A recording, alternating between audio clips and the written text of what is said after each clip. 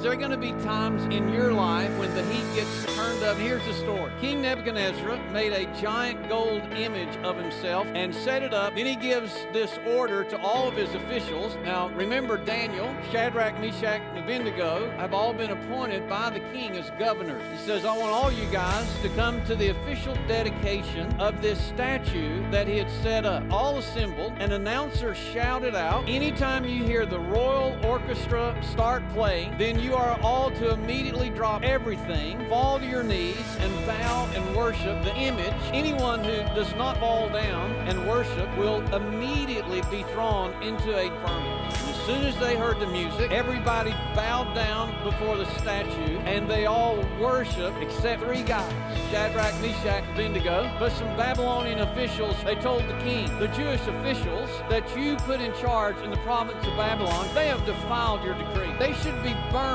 in the blazing furnace. Doing the right thing is always going to make some people angry. And if they bowed to this gold image, instantly, it went against the first two commandments. You shall have no other gods before me. The second commandment, you shall not make for yourself an idol in the form of anything. Nebuchadnezzar flew into a rage, asked him, is it true that the three of you refuse? If you'll just bow down and worship the statue, all will be well. But if you refuse, then you will be immediately thrown into the blazing furnace. What should I do when the heat is on? Here's what they did. 4 things. 1, don't worry about defending yourself. Remember that God has the power to save you. They go, if you throw us into the blazing furnace, the God we worship, He's able to save us. They believe God will save them. They say to him, and He, this is the God of the Bible, and He will save us from your power, O King. We announce our loyalty to God no matter what. But even if God doesn't save us, we will never worship the gold statue. Nebuchadnezzar became so furious, he commanded that the furnace be heated 7 times hotter. The king ordered some of his strongest soldiers to bind their hands and feet with rope and throw them into the blazing furnace.